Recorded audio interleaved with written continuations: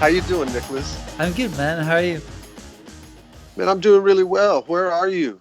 London? London. Yeah. Brilliant. You've been here Brilliant, a man. few times, I guess? Oh man, I love it so much. My wife and I, it's absolutely our favorite city. No, Oh, yeah? no contest. Yeah, we love London. Oh, yeah, that's cool. How come you love Yeah. London so much? There's just no place else like it Yeah. in the world. I mean, all the biggest cities obviously they have their own personality, but there's something we love. We love the architecture. We love the culture. We love the little nuances, man. You Nice. know, the uh, the tea and scones in the afternoon, and we Yeah, just yeah, love yeah. all of it. And I've had so many great musical experiences there. hmm I can Um, imagine. Where have you you know, played here? The O2 maybe? Or. well, we played the O2. Let's see, Thin Lizzy Hmm. opened for Guns N' Roses at the O2 Right. for two shows. With Alice Cooper, I played the Roundhouse a couple Oh, times. yeah, yeah, yeah. Um, and I think I played the Borderline, believe it or not, man, way back in 1995. Brother Kane came over. Right. It was the only time we ever came to Europe. We did like 3 weeks, and we got to play the Borderline in London. So that's, I don't know where that you is. know, I don't know if it's still here. Is it? I think it might actually be. Oh, yeah. Um, I just never heard of, about co- it. of course, all bets are off now that we're dealing with the pandemic. Exactly. But I guess my favorite memory of playing London was getting to play Right. Hammersmith Odeon with Thin Lizzy when I had just joined the band in 2012. It was special, man. Yeah, I can Really special. imagine. I've never been to the Hammersmith one, actually. Uh, but yeah, I've heard it's a good venue. And I've been to Hammersmith, but yeah, not the venue itself. But Yeah. Well, you that's got to cool. go, man. It's legendary. Yeah, yeah, yeah, Legendary. exactly. Actually, where I live, there's like I live in Crystal Palace. I don't know if you've heard about Crystal Palace. Yeah. But there's this like outdoor venue that's not being used anymore. In the park, there's like a big park, and Bob Marley used to play there, and Jimi Hendrix. So that's a Wow. pretty badass stage, you know.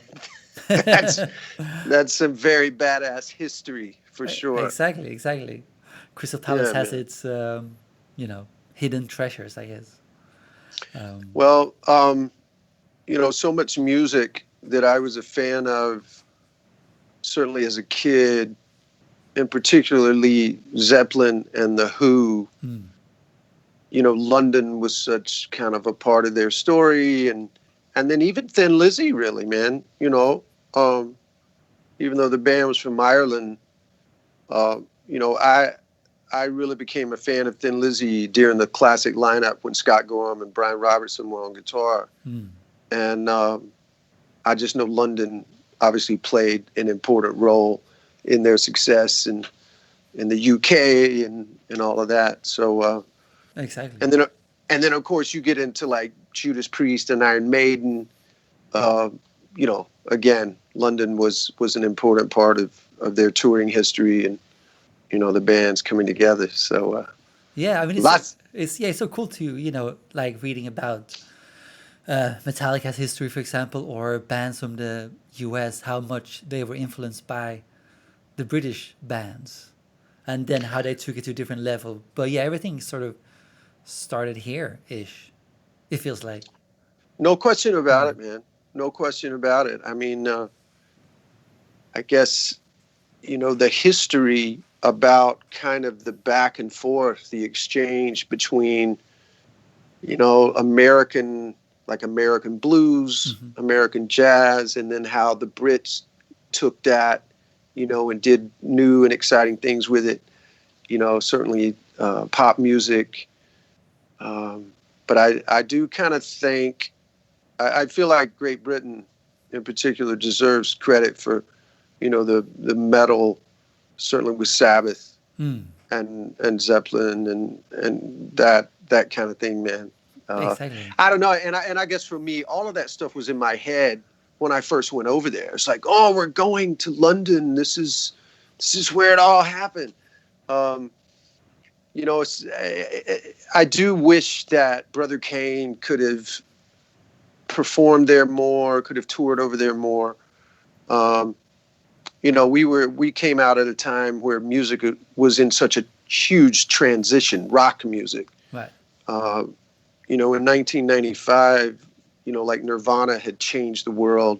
Pearl Jam was exploding, and Soundgarden and Smashing Pumpkins and all of that. So we were just a straight ahead rock band. I mean, we had way more in common with Bad Company and Leonard Skinner than we did with the Ramones and the Sex Pistols and stuff like that. So Because I was listening to Brother Kane before, and there's definitely some Pearl Jam influences. But I don't know if you guys were before or the same time, but there were some similarities that I found pretty cool.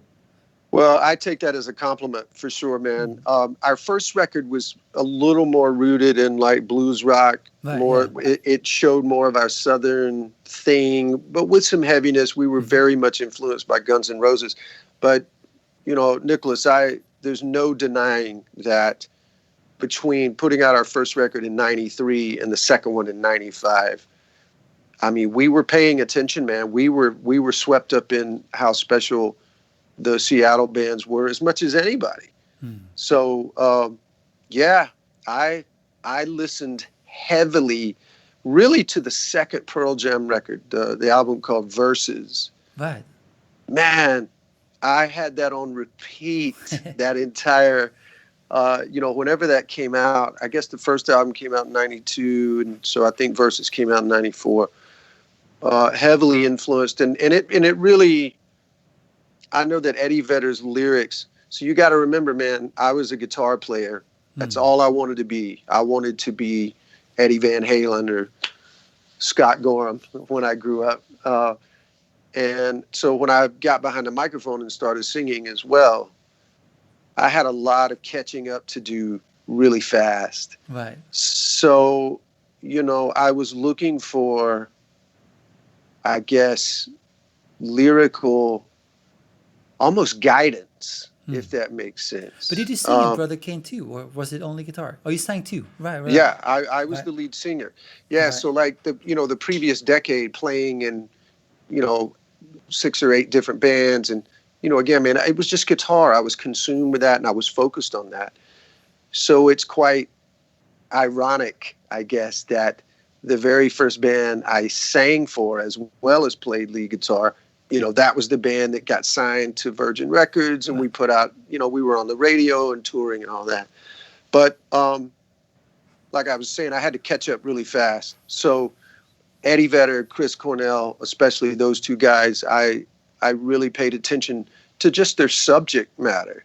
The 80s had a lot of terrible lyrics, man.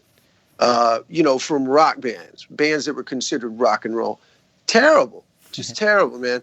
And I think that's why I fell in love with Guns N' Roses immediately. The Black Crowes, huge influence. So that was what kind of got me focused on wanting to be a songwriter at all. But, like I said, you move into the '90s and we kind of got started and we were making a little bit of noise.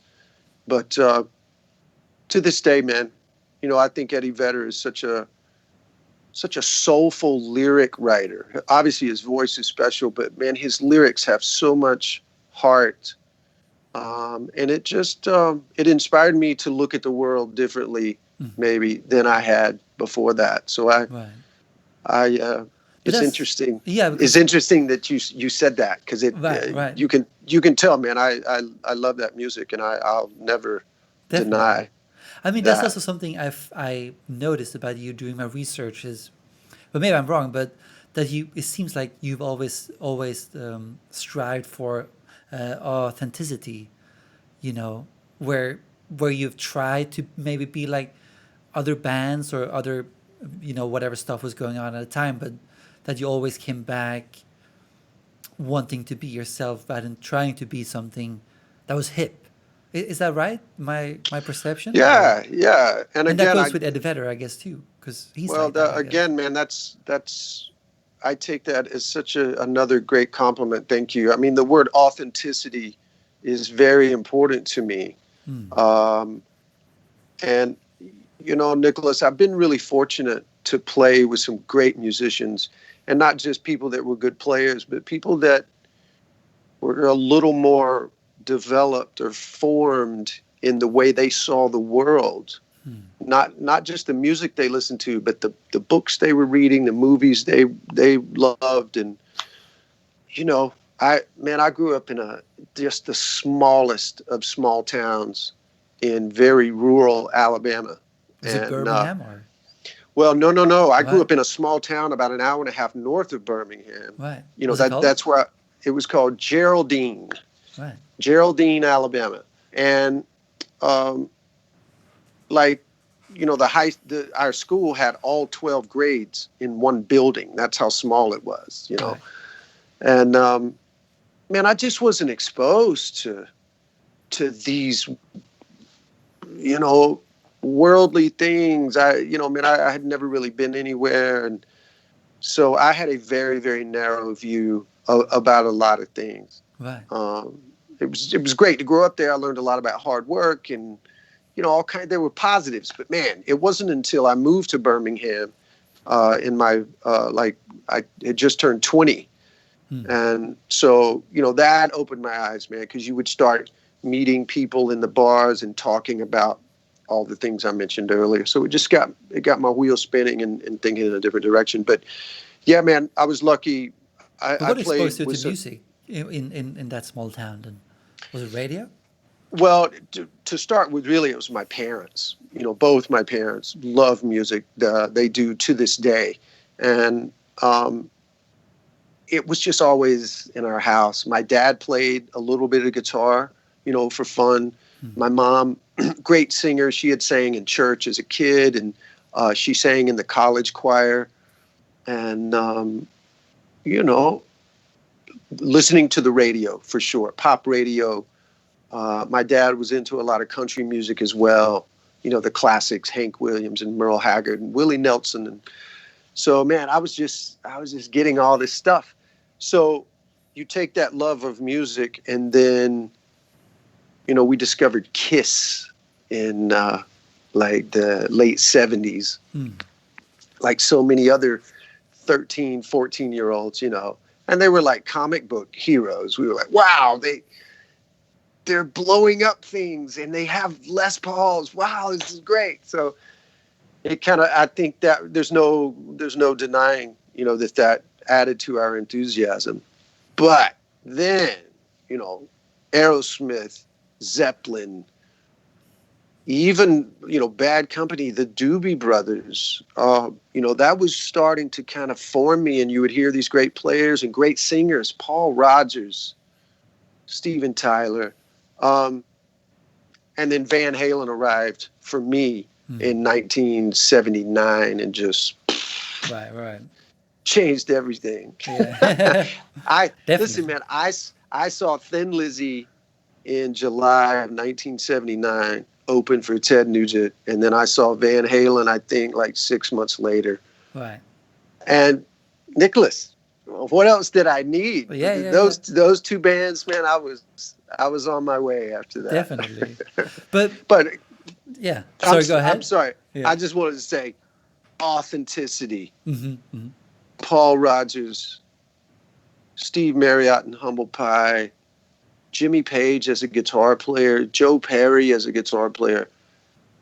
There was absolutely authenticity there. Mm-hmm. And I think that's why a lot of the bands that came later, like in the 80s, the MTV bands, the hair bands, I mean, I just immediately could tell the difference. I'm like, Right. okay, I get it. And, all the girls at the bars and the clubs, they're into that. Right. But I just, I knew who Neil Young was. My parents had listened to Bob Dylan and the Beatles. So, I'm grateful that I was kind of rooted and that kind of musical influence Yeah, at definitely. at an important time. Definitely, man. I mean, is it lame to bring up May because it's an age old discussion, but like comparing the current day music with the music we have today, to me, and it might sound lame saying it, but whatever. It never sounds authentic to me. It's always the same. Well, first of all, same sound usually. If you're talking about the pop climate, it's always the same sound. The singer can't sing. It's usually auto tuned to death, and so it's the same trap beat thing. So, what is your opinion on that? I mean, is it very lame to bring it up because people love music and that's great, but I always wondered why all the songs resonate with me way more than today's music. Do you know what I mean? Well, I think really what you're talking about, Nicholas, just has to do with quality.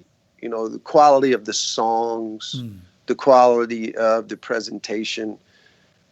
You know, when you start integrating a lot of technology and you're manipulating things, you're manipulating the vocal, manipulating the sound.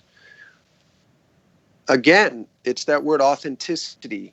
I'm reading a really great book right now about the Allman Brothers Band. Ah, cool. And, you know, there's no greater example of just six guys that plugged in their instruments and started communicating. Hmm.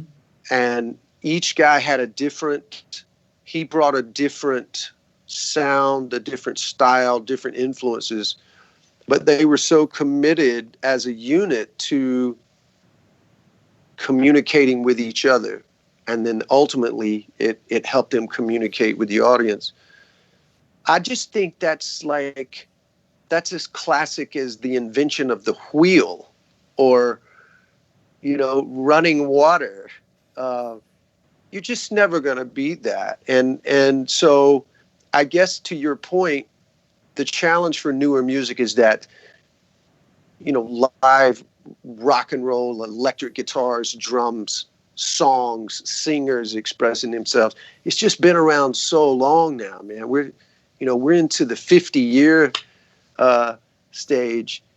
So it's just impossible to compete with that. It's impossible Mm. to go, well, here's some 20-year-olds that have a new band and they're playing guitar and they're writing songs and they're passionate. And, if they don't do something new with it, then they are only going to invariably be compared to these iconic bands.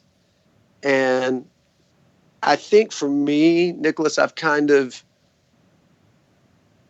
I've come to accept that I love classic sounding music. Hmm. When people say, Damon, describe your music to me, I just say it is classic rock with a modern sound. Hmm. That's it. There's nothing new about it. There's nothing. I'm not even interested in trying to create something out of thin air. Those songs, those bands, for me, just like it does for you, as you just said, that's the stuff that gets me excited. Mm. I still listen to that music. It influences my writing. It influences my playing and my singing. And I'm okay with that. So I guess for me, then, in the spirit of that authenticity, again, that you mentioned earlier, the goal for me when I sit down in this little room where I'm at right now and I work on a song, if I get excited about it, that's enough of a measurement for me Mm. because I have been playing for so long. I Mm. have listened to so much music. I know what quality is and what it's not. And I just know, man, that if I get excited about it, chances are pretty good that my fans, my little fan base of Damon Johnson enthusiasts, I feel really confident, man, that they'll get excited about it too. Awesome. Um, I'm always searching for new bands, Hmm. that are cool. I hear a lot of stuff. My kids both love music. My son is 16, my daughter is 12. And I'll hear things. And I go, hey, who was that or what is that? And rarely is it a name that I've ever heard of before. Yeah. Um, but you know, it is incredible, man, that rock music has been around for as long as it has, and Definitely. you know, there's only 13 notes, and there's never. I guess there's no using them all up. There's just so many combinations and ways to present it. Exactly, Um, man. But something yeah. I want to talk to you about, because during the pandemic, I was home as many other people, and I was just going through like Guns N' Roses songs because I was very into Guns N' Roses growing up, like playing mainly the bass lines from Duff. Uh, but this summer I was like, oh, let's just go back to Guns N' Roses and just try to pick out some songs by ear, and just start with Appetite for Destruction, and then now, like 10 years later, going back to that record, that was the first time I realized, damn, these are actually really good songs. It's not just it's it's not just riffs, because that's what I had in my memory. I was like, oh, they just play some cool riffs, whatever. But Yeah. they're actually really good songs. Just like, and they Oh work so well man. with just acoustic and vocals that that's where you can really tell. Oh, this is actually really good structured songs with good chords. Well, big time, man. And listen, that's why that record changed the world. Yeah, yeah, Um, yeah. you know, you got to imagine that. You know, I was already almost 10 years into playing. Hmm. You know, I had different bands and starting to play in the bars and the clubs, and maybe even starting to write a few song ideas and stuff like that. But uh, yeah, when Guns N' Roses hit, man, for me it was the songs. Hmm. And I knew the riffs were great, the guitar solos were great. Axl was unique and very, very different. But again, man, it was the songs.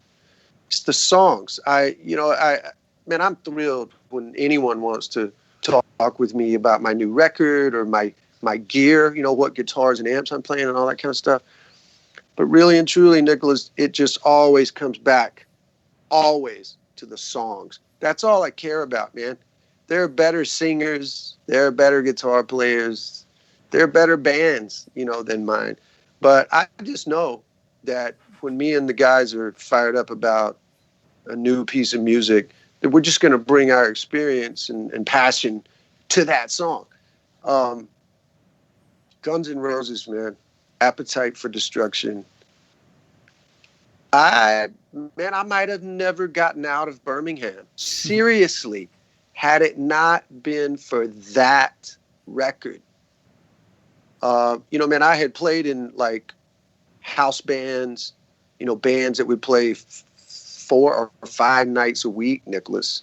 And a lot of these were older musicians, and they were great, man. And they taught me so much, man. They turned me on to the Police and new wave music and, Zydeco, Little Feat, Bonnie Raitt, and then Todd Rundgren, Elvis Costello, all this stuff, man. And I was into that, and all the music that I mentioned earlier that I was into as a kid.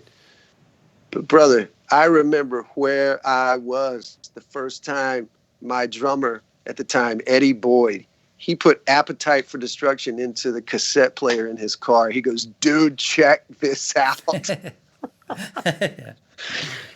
Yeah. And I had already been through so many bands, and I was starting to do it professionally. Um, wow, just changed everything, Right. everything. Do you remember like how it? I mean, you said how it felt, but what was the impact on you as a songwriter? Then, like, did you go home, learn all the songs, or what did you do afterwards? Well, again, you remember that I was at that point I was still just a guitar player, Right. and I just had it in my mind that I was going to find my Roger Daltrey or Robert Right. Plant or Right. Freddie Mercury, whoever that person was for me, and then we would be a team, and we would start writing. Well, I can't deny, man, that hearing Appetite for Destruction the first time, Axl was so intense, and the way he told a story. And listen, there weren't a lot of people using aggressive profanity in rock songs at that point. Rarely did that happen. And I know, you know, for him, a lot of that was just the influence of the streets. That was influence of like the early rap bands and stuff like that. So it just, you know, like It's So Easy, which I think was track 2. You know, when he would get to the outro and it'd just be, it's so easy. It's so fucking easy. That was punk rock to me. You know, we didn't get any punk rock in the little town that I was from, man. But that was punk rock. That was like him spitting into my face, like, you know. So it definitely influenced our attitude. It influenced how we dressed, you know, like immediately, brother. You got to think 1988, Guns N' Roses hits, man. And all of a sudden everybody was buying stretch jeans and putting them in the inside of our cowboy boots and leather jackets, you know.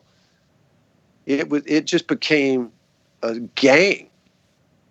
And Guns N' Roses were our heroes immediately.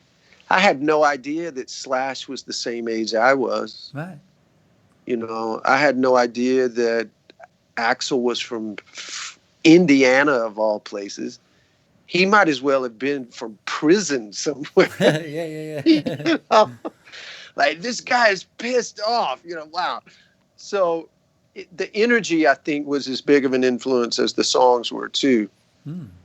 So I know one of my big projects over the pandemic has been going through these boxes and boxes of cassette tapes that I have saved through the years.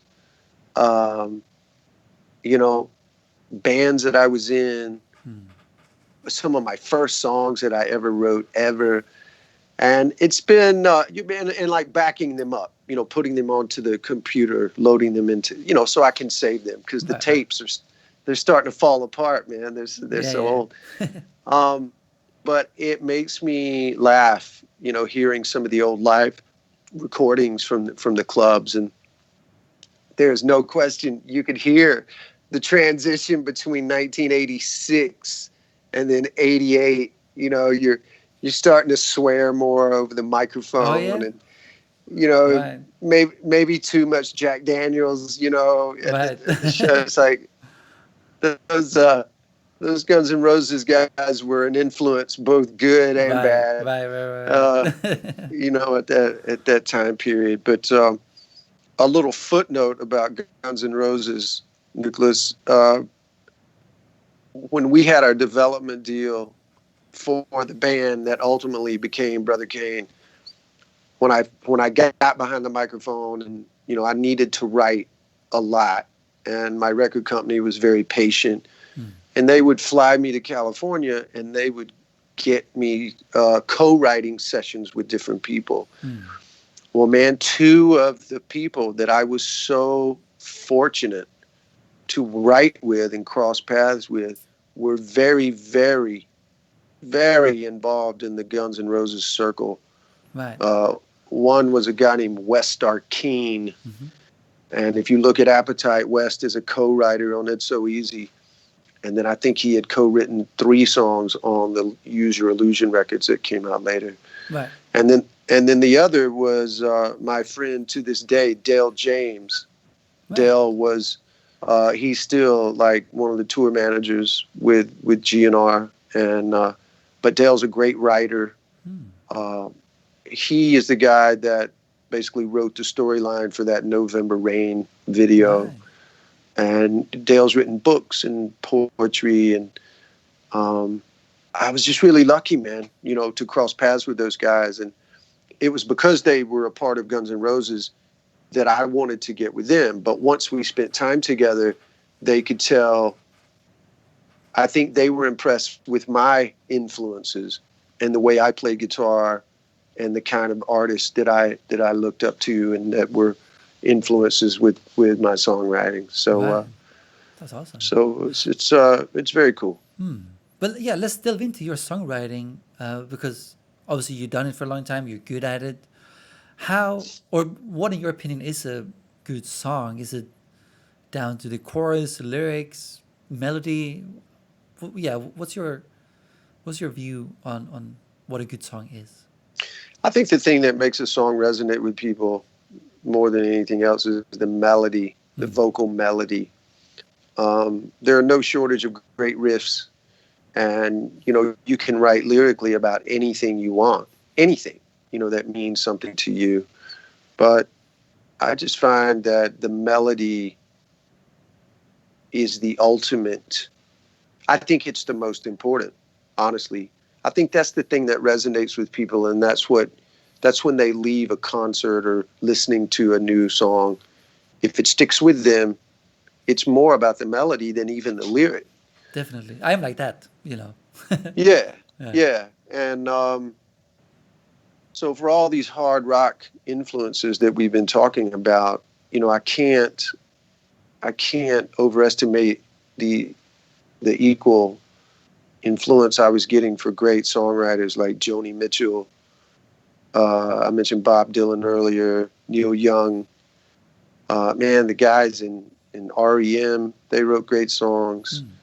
Mm. Elvis Costello, big for me once I started getting into that.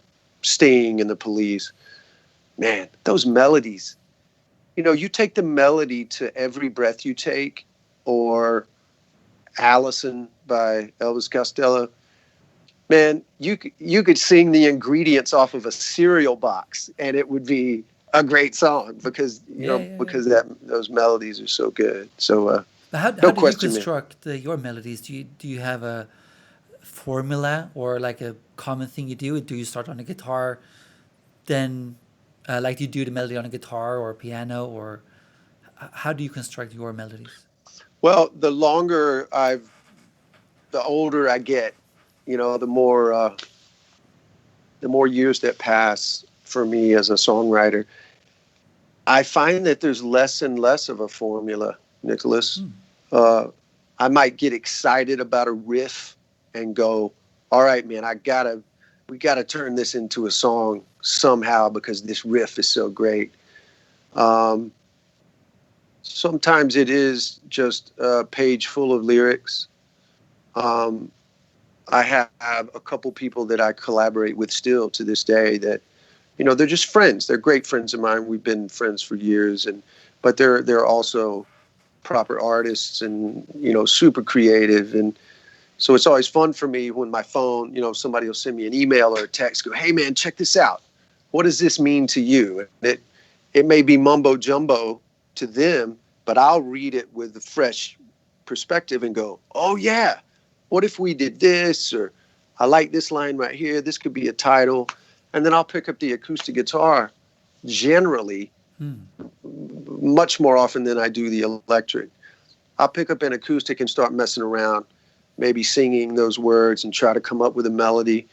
Uh, I tell you what, man, if you have a great melody to start with, everything else is pretty easy after that. It's just a puzzle from then on. Right, It's just a puzzle. Like, all right, here's the melody is like the photo on the box of a puzzle. right, So right, right. if you have that melody, then you just have all this language, all this vocabulary that you just found. Okay, what is this about? What does this make me feel? Hmm. Hmm. Um, and then you just kind of go off down this path. I wish I'd have been more like that, honestly, Niclas, back in the '90s when I was in Brother Kane, because I was so new at songwriting Right. uh, that it was more of a chore. I don't feel that way anymore now, man.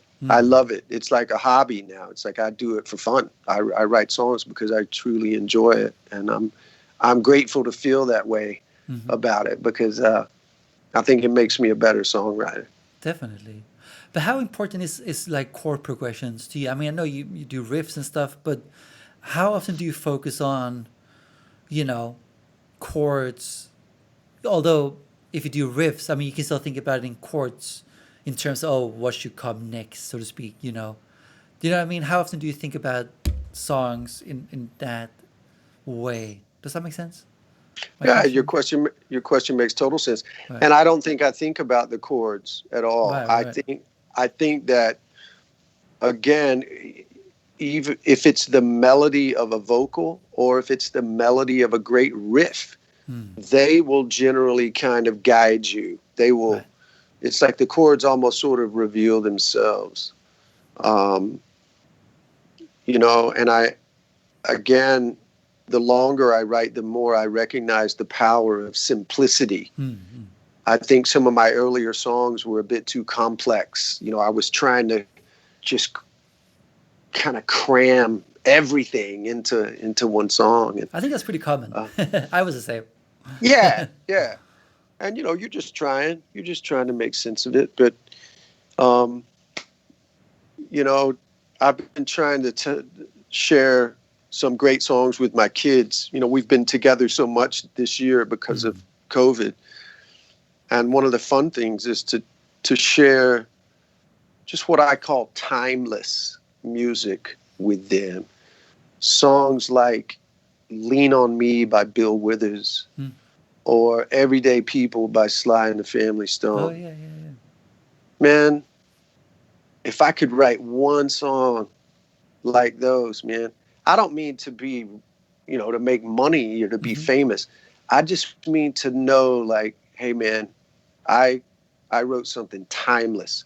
I wrote something that people of all nationalities or race or politics, none of it matters, man. Everybody can get some power out of this. What do you think creates that timelessness of a song? Is it one thing or is it the whole vibe? Well, I think really, man, in the case of so many artists, I mean, because there's a lot of great songs. There's a lot of timeless songs. I think there's just always a commitment to the craft, to the work. And for me, that's what gives me motivation and drive every day, man. I mean, I try to write a little something every day, whatever. And, if there is a time period like I just went through back in December and January writing this new record, if a time period comes where I really need, okay, man, we need 10 songs. Man, it's so much better when you've got like a little stash of stuff. And so I'll just start reviewing like, oh, that's a great melody right there. Yeah, we got to finish that one. And I'll make notes. And so I don't know if I've written that, Lean on Me song yet, Right. but I know I'm gonna. Yeah. I'd sure. like to do it. I'd like to do it sooner rather than later, Niclas. But Yeah. I'm sure you but I, will, man. yeah. But But it's just the work. That's how those timeless songs come. You just got to be a writer and keep writing. but are you one of those writers who like to, if you commit to something or there's like a deadline, is that when you feel most productive, or do you like to not have a deadline and just write whenever you feel like it? That's actually a great question. I mean, I guess in the early days, a deadline was very productive because it just meant, okay, man, you can't put this off anymore. No more distractions. There's a lot of people counting on this, and you're kind of part of these 2 or 3 people. Like, we got to come up with a song so that all this other stuff can happen. Those deadlines can be productive, but so much has changed about the way the music business runs now, Niclas, that it's really why I stepped out of Black Star Writers in 2018 and decided to just be a solo artist full time, is because I just wanted to. I embraced the idea, man, of putting out lots of records. Like, why can't I put out a new record every year? Why do we have to take so much time? Man, look, I'm never going to be Guns N' Roses. I'm never going to be John Bon Jovi or Bruce Springsteen or, this super successful artist. So why can't I just Be you. focus on, Yeah. just be me, focus on being with my family. My band is here in Nashville. I'm working for myself. I'm working with my friends. So I just feel like there's no limit to the quantity of good music that we can start putting out. And that's why literally, man, I've kind of put out one record a year for the past 4 or 5 years. And Hmm. I have no intention on letting up on that. Right. That's good. Yeah, we're going in the studio actually Thursday to record the final 3 songs for the new album. Hmm. I'm thrilled about that. Unfortunately, again, 2020 has just been turned upside down with the coronavirus. So it affected our schedule in the studio. It affected the availability of my friend and producer, Niclas. So I'm really stoked, man, to get these last 3 songs recorded, mixed, mastered. We got the other songs ready to go. Nice. And hopefully, man, the whole record will be done and out in early January is what we're shooting for. Awesome, man. Yeah, I mean, where can band find it? Will it be out on Spotify and stuff, or is it on your website only? What's the deal? Yeah, no, dude, listen, it's out right now. Right. Tell people to go to the streaming platform of their choice. It's on all of them. Damon Johnson and the Get Ready. Right. The title track is Battle Lessons. Hmm. It's badass, Niclas. Nice. If you all these bands we've been talking about, if you like that kind of music, you're gonna dig this. You're gonna dig the song, and it's just a real kind of indicator of the other music on the record. Awesome. But yeah, man, I'll leave a link love it. below so people can check it out. I appreciate that, man. And I love it when people go to my website, damonjohnson.com. I'm super active on all the social media, especially Twitter and Instagram and Facebook. So, Awesome. yeah, man, we're making the most out of this crazy time that we're in. Exactly. And, man, I've enjoyed talking with you today, buddy. Thank you. Yeah, likewise, man. I mean, if you don't mind me, like, because it's very interesting, because you were active in the music industry in the 90s, up until this point, of course. But my take has always been, or my understanding is that in the 90s, like having a record deal was essential, right? But today it's so different. Like you can do with or without. But what's your take on it today? Like for bands today, should they hunt for record labels still, or do you think you can do it yourself independently? No, you can totally do it yourself independently. Bands just need to focus on making great music and building their fan base. I don't care how small it is, man. You got to have something to say. You got to say it well, and you got to find an audience that's interested in hearing it. And if you are fortunate and it grows and it gets a little bigger, then you can make decisions when the time is right to bring in some partners. If it is a partner with a publicist or a manager, or maybe it is a record label, maybe it's a small label, maybe it's a bigger label. Listen, man, I would never begrudge, a big label getting on board with my music, because all that means is that somebody's paying attention and that my fan base is growing. Man, those are conversations I'd love to have. If those opportunities don't present themselves, I'm totally fine, man. I'm just going to keep being an artist and keep making music and, following my bliss, Niclas. Mm-hmm. Just like you're doing, man. Awesome.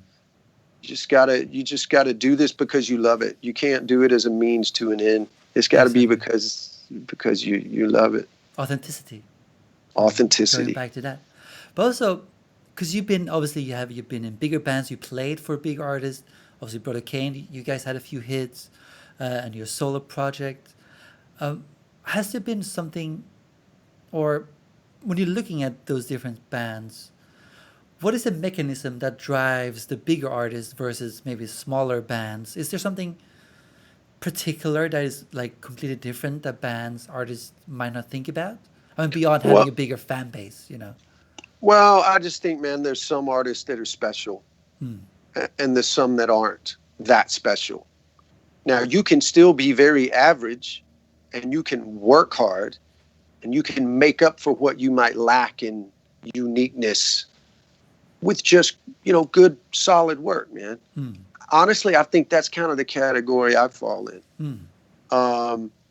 But, there's a Q factor. There's an unattainable thing that some people just have, man. I mean, You know, for Freddie Mercury to walk in that club and see Brian May and Roger Taylor playing on stage together, they didn't know, man. They had no way of knowing that those guys were going to be that unique and that special.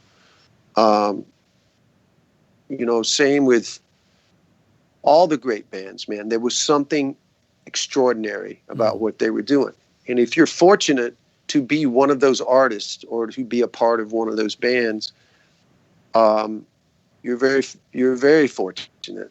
And, you know, I think that's when the hard work starts. And if you can stay together and work through your differences, because there will be differences, you know, once success starts coming and the fan base is growing, the demands are growing, there's more people on the payroll, there's more people counting on you, putting out a record, doing a tour.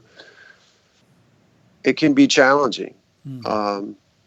But again, there's no reason why anyone can't make music, can't put out records, can't certainly put out singles. You know, you can put them up yourself, man. And if the universe lines up and people start paying attention and talking about it, that's great, man. And if they don't, you can still keep making music while you do other things. Maybe music isn't what you get to do full time. You know, to me, that's the measurement of success for me. Is I've been a musician my whole life, man. I've been able to raise 5 kids and, you know, just have a good life, man. I'm happy with my life, and it's all come because of music. So I think if I can do that, man, anybody can. I mean, I love that you say that, because there was something I learned recently is maybe not to compare myself to others. I don't know if you've had that period in your life, because I mean, you're also an artist, and you know, maybe we're sensitive as people. I don't know, but I used to compare myself to a lot of people and look at, especially numbers. Let's say social media numbers, or how much money or is that person making a year, whatever. And I always had these things. I need to have this much money next year, or whatever it could be. And I never hit those high numbers because they were too high to set as a goal. And I just recently learned to, you know, focus on what's fulfilling rather than what makes me significant to others. You know what I mean? Have you experienced that in your life, or? Yes. Yes. I think you're fortunate that you have tapped into that, you know, at a younger age. It stressed me out, you know, definitely. Yeah, you've tapped into that at a younger age, man, and that's only going to work to your advantage. Right. It was an article I read one time with Alex Van Halen, Edward's brother. He said that line that I used earlier: you can't play music as a means to an end. If you're doing it to get rich, if you're doing it to be famous, it's not going to happen. It's not that kind of craft. It's not that kind of a job.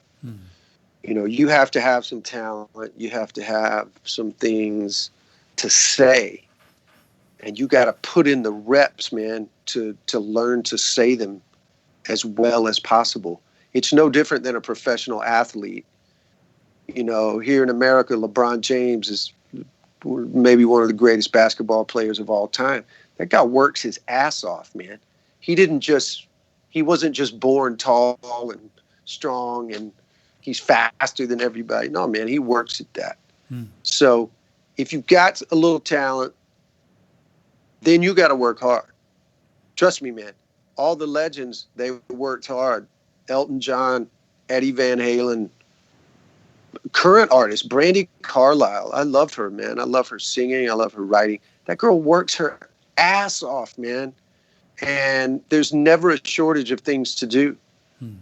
And, you know, while you're writing songs, while you're rehearsing with your band, you got to learn about, you know, growing your social media presence. You got to learn how distribution works. You got to learn how streaming works. You got to find a publicist, man. Find somebody that you can hire to help you get into these other, get into these magazines or these podcasts or, whatever. It's a lot of work, man, but there's no shortage of things that you can do, to do what you love. Exactly. But how do you structure your days then to not fall into the overworked, stressful part of being your own boss? Do you have some rules for yourself, or how do you structure your day? Well, I definitely have a routine, Mm. and I have found for a long time, man, I have found that it really helps to have, I guess, a schedule. I mean, I got into music so I wouldn't have a schedule. Exactly. And then all these years later, man, I realized that that's what makes it great. I mean, having kids is actually extra productive for me because I get up early with them every day, to get them ready for school with my wife. But yeah, man, it's the same every day. Pot of coffee, some breakfast, some exercise. And while I'm exercising, generally I'll run or I'll walk, and I'll either listen to music or I'll make some phone calls, and sometimes I'm even checking emails. And I use that hour and a half is very important to me to kind of get the juices flowing. And then I'll come here to my desk and I'll do something. I'll either play guitar, I'll work on some lyrics. Maybe I've got a little demo going on my computer and I'll work on that a little bit. Matter of fact, I'm about to have to get on my next call, which is with one of my songwriters. Right. And one of my collaborators. And I sent him some music last night to a brand new song. And I was thrilled to be on my run this morning, Niclas. And he texted me. He goes, "I love it. It's great." It's like, yay, all right. Awesome. Yeah. But before you leave, Damon, you mentioned a book in the start of the podcast about the All My Brothers band. Could you just tell us which book that is? It would be cool to. Yeah, man. To It's read. a book called One Way Out. Right. One way. And One Way Out was one of their great, most famous songs from their earlier records. But I forget the writer, Right. but he has spent decades with the band. He has written about them for other publications, but he's interviewed, original members, new members, family members, management, record company, promoters. And it's a real deep dive on their story. Cool. Being a fan already, there's so much I knew about them, but it is, I'm a sucker for those books, man. I love them. The great writer Warren Zanes, he wrote that Tom Petty book, just called Petty, that came out a couple years before Tom passed away. Okay. Man, I can't recommend a book more. That thing is so great, and I've read it. I've read it 3 times now, man. Wow. It must be good. Yeah, it's really great, man. I just love reading about my favorite artists and hearing their story. But I try to include that with some proper literature. My wife came home from the used bookstore with some Ernest Hemingway the other day, so I got to get on some of that too. I think there's a few songs inside those books. Awesome, man. Yeah, definitely. Well, Damon, thanks for the book tips and thanks for the conversation. It was awesome talking to you. Niclas, I've enjoyed this, man. Awesome. Listen, all the best to you. Continued success and stay healthy. And I hope, man, I cannot get back to London fast enough. I hope I see you. You too, man. Well, take care, Damon, and speak soon. All right, buddy. Take care, man. Take care. Bye. All right. Bye. Bye-bye.